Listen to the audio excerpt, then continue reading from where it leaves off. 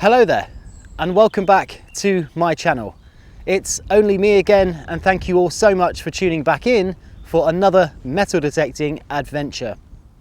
Well, this week promises to be a really exciting place because if you remember last week we came into a field where Brian found a nice little medieval hotspot and it produced some absolutely wonderful silver coins dating to the medieval period. Now, unfortunately, we found that hotspot right at the end of the day, so we didn't have enough time left to really concentrate on it and see what else this wonderful site can produce.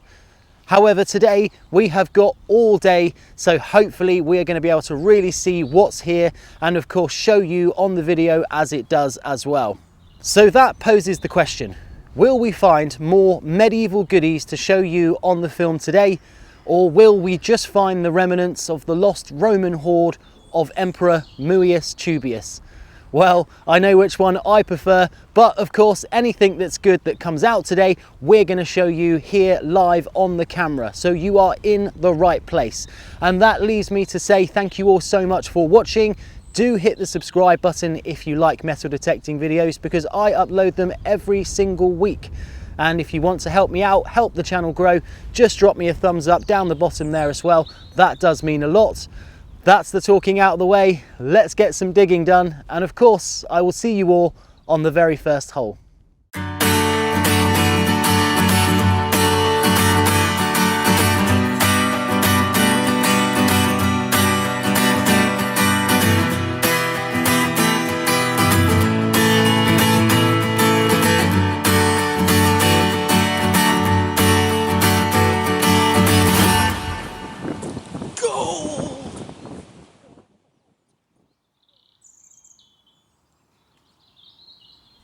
Well, it's that time of the morning where of course we have come down on our very first target in this field, and unfortunately it's nothing special, although for a brief moment I almost had a heart attack, because honestly for my first target, as you probably know, I usually get absolute junk, and this was the very first target not far away from where we were finding those medieval coins, and it popped out and I just saw this round profile staring at me, and yeah, for a moment I thought, wow, have we been lucky, and is this the first time where I don't live record my first dig and we get something good? But don't worry, because it just turned out to be a little button, so it's nothing special on this one. But it does mean of course that we're still picking up targets in this hotspot, and it's a huge field. We've got so much more of this field to cover. I struggle to believe that there can be coins spanning 500 years in one little spot. There has to be more in this field. We've just got to get our heads down and find them. So this next find is actually quite an interesting little one. Now, I say interesting, it is just a button again, but I've never seen a button quite like this. So yeah, come and check it out. Okay, so as I said, this is certainly not something to write home about, or that is worthy of the British Museum's collection. However, it's a button, but the button is on a loop. Now that's something I have never ever seen before, and it poses many questions indeed. So why is it on a loop? Because surely that's you know, makes the button invalid in terms of how it was going to be used. So is this even a button, or is this something that would have hung from a chain or something like that? And what's extra interesting as well is that it has got some information on this button, but I've tried to clean it off with my glove and I just can't work out what's on there. So if any of you eagle-eyed lot that are watching this video fancies having a stab at this one, then please do let me know, because I would absolutely love to find out. And of course, why are buttons attached to loops? That is another thing I would love to find out as well.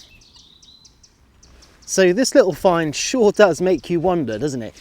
How many buttons do we find as metal detectorists that we just assume are buttons? Well, maybe a lot more of them had little loops on like this, and maybe their purpose was for something else entirely. There's definitely an area of research there I think that's worth looking into, but It's not too bad, is it, for our second find? This target was a lovely little pleasant surprise, that's for sure. Have a look at that. So it's copper alloy, because of course you can tell by the way that it's gone all green. That's the copper reacting to the ground, making it all green, whereas once it was probably a very, very shiny item indeed. Now, I think this is quite interesting because if you look on the back, and granted it's still got lots of mud on there, so it's going to be very difficult to see, but you can see these bent over pins here, here, and there was once probably one here as well. And it looks like there was also a little stud here. Now that means that it was only designed to be seen this way around, and it must have once fastened to a strap. So I think what we've gone and found is a horse harness decoration, but more interestingly, this one dates to the 1700s.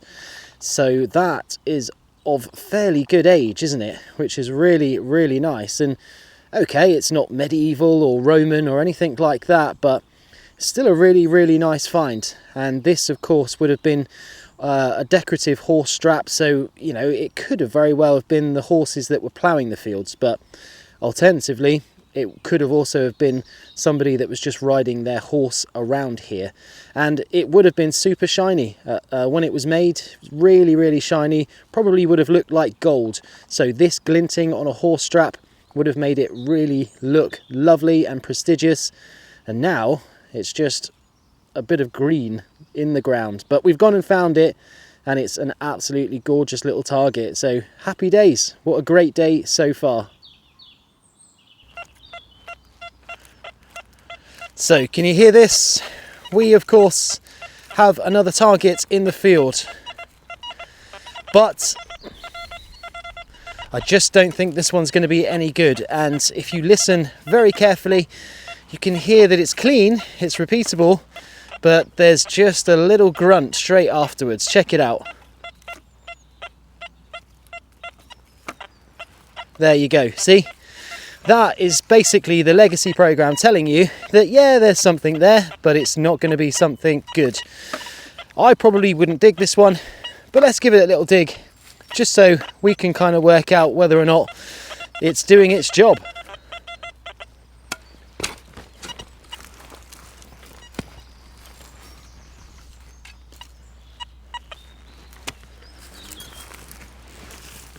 So apparently it's somewhere in these clumps here, and it's very likely this is going to be something like a shotgun cap or something like that, because it's got that clean bit, but it's also got the really sort of grunty bit afterwards. So there's definitely some iron going on here, but I've completely lost it now. So what's this? Nope, that's a stone. Where has it gone? Surely it can't still be in the bottom.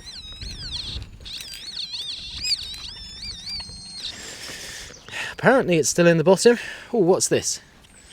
Here we go. I think this is the target. Let's have a listen. Yep. So that is just a little mangled blob of lead. And technically it's scrap. And yeah, okay, you can get pieces of lead that might be historically relevant, but a large amount of the time they're just going to be little junk bits of lead. So that is the legacy program doing its job really, really well there. And to be honest, I'm quite glad I would have chosen to just leave this in the ground. So this field is honestly full of really interesting and unexplained things. I've got to do a huge big shout out to Mark Holloway, who in last week's video spotted that the round thing that I found with the stars and the letters and the big holes through the middle was actually part of a belt buckle. Mark, you're an absolute hero. I would never ever have got that, so thank you so much. But we've just gone and found something else that's equally as unexplained. I have literally no idea what this is, but it looks really interesting. So I think it's kind of a decorative plaque, or possibly a decorative plaque, and it has Roman numerals on the front as well. It's also got a couple of holes in it, but it's just one of those unexplained items which you just think, what is it doing in a field? It could very well be like the bottom end of a leather strap or something like that, or it could very well be part of another belt buckle. And the reason I say that is because it's rounded here, so that could very well have been at the bottom of a strap. So is this a strap end? Is this a sort of strap end from the 1800s?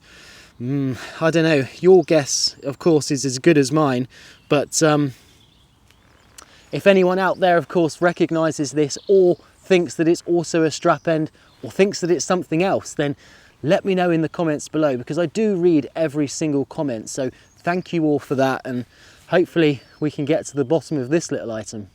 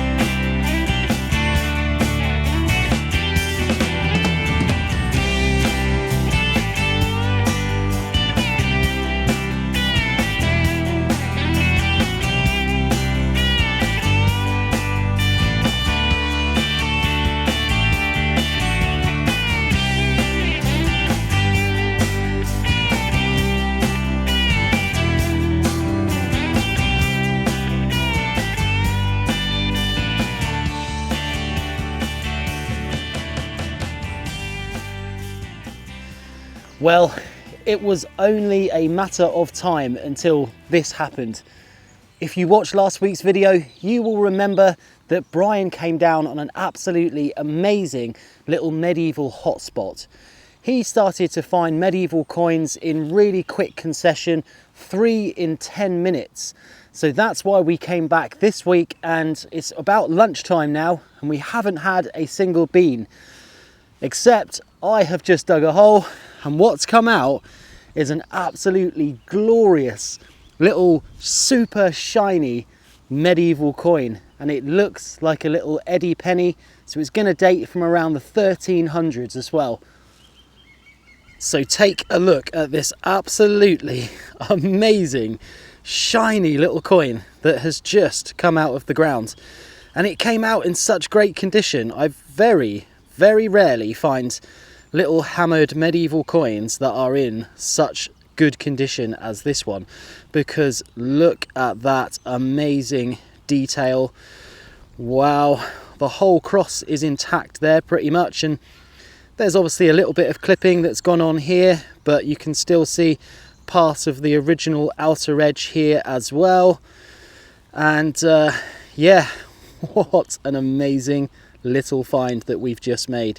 So let's try and have a look and see who is on here. So look at that portrait. That is a stunning little portrait. Oh my goodness. So you can see the curls either side of his head, his crown at the top there, and of course this has to be an Edward penny, possibly Edward II, maybe even Edward III, but it's got a cross mint mark. So looking at the other side here, we can see that it says I'm not actually too sure about that mint mark. I can't quite make it out. How about any of you? Any of you eagle eye lot can make that mint mark out, then hit me up in the comments below, because last time we were here Brian found an amazing Canterbury coin very similar to this.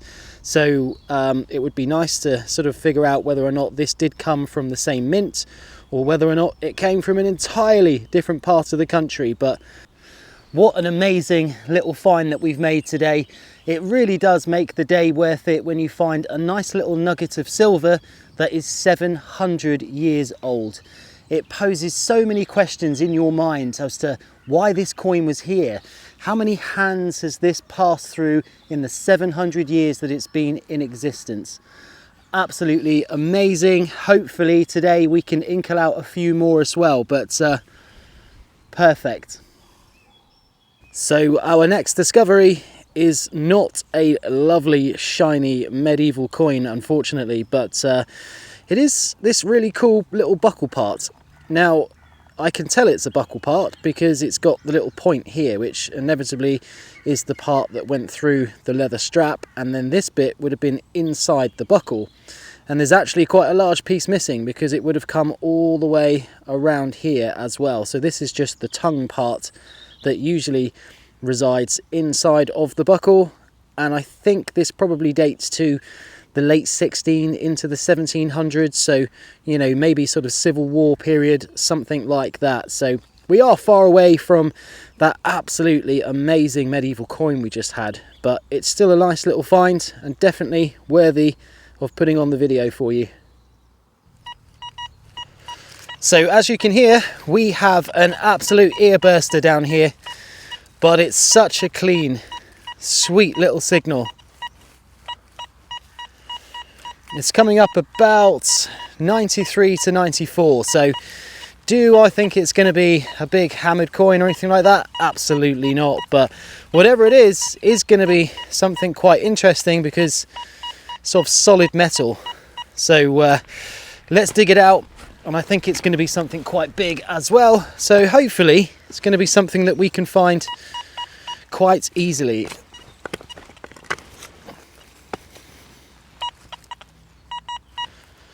Or maybe not, it could be something really deep as well,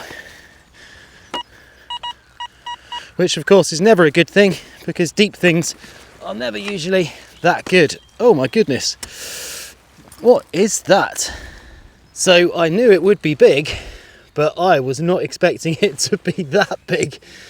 Wow, could this possibly be the oldest coin or the biggest coin we've ever found? Or maybe not.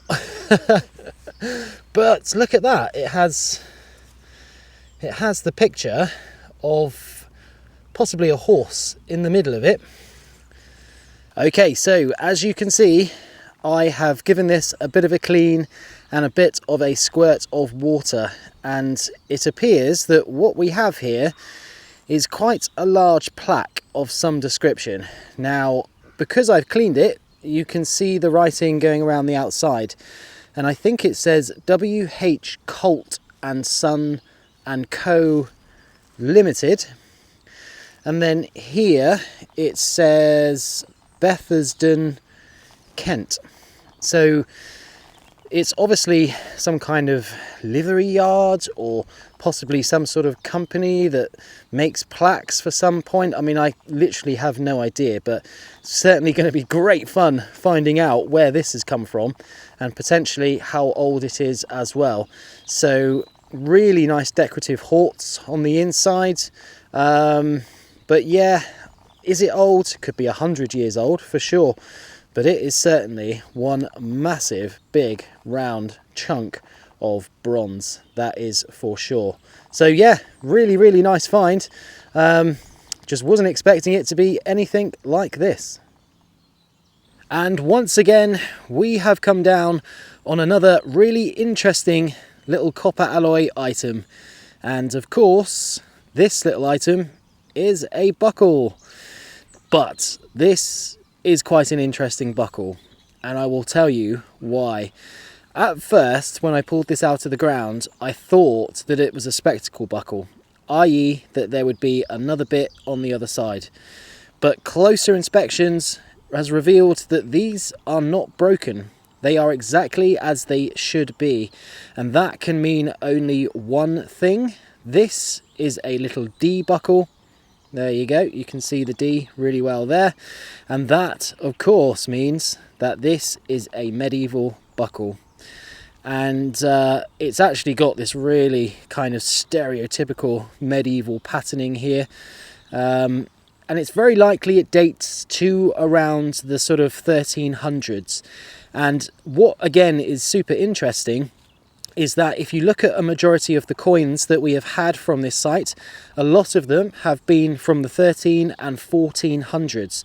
So we have found the silver coinage, but never ever found anything else to match with those coins until this little beauty just came out of the ground. So that's the great thing about finding things like this, because of course you can date them and it tells you a lot more about the activity in the particular site that you're metal detecting. So yeah, it's just a buckle, but it has got a story behind it and it's got a lot of age to it, and it will certainly be coming home with me in the keeping bag. Have a little listen to that. That is a gloriously sweet little clean target, but it is coming up as quite a high number. It's about 94, 95, which probably means it isn't going to be anything silver unless it's a very big silver coin, but it could just mean that it's a big old Georgian coin or something like that. But either way, I think this is definitely going to be worth a dig, and probably just in the nick of time, because it's getting quite late in the day now and the clouds are coming in. It's starting to get a little bit dark, so I think we're on borrowed time. But let's see what's in this hole.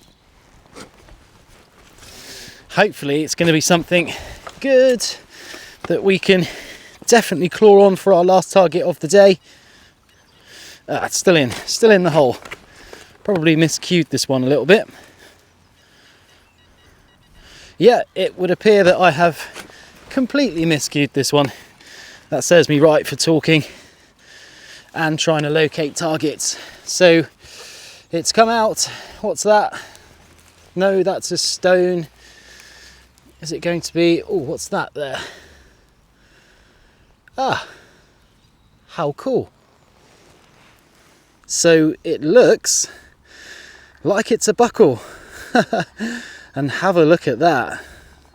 Now this could potentially be quite an early buckle, because it's another D buckle. It's a single looped buckle. Oh, completely dropped it.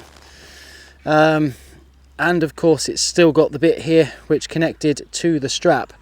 Now I'm going to go so far as to say that this is a medieval buckle. And the only reason I say that is because of the shape of the buckle and this tiny little rivet here, which is obviously what was once holding it to the leather strap. And what's really interesting about that tiny little rivet is that that is very, very like medieval sort of fittings. They used to use rivets just like this, very crude, but they did the job very, very well. So it's very likely that late in the day here, we have just gone and found a complete little D buckle with a strap end as well, which is absolutely awesome.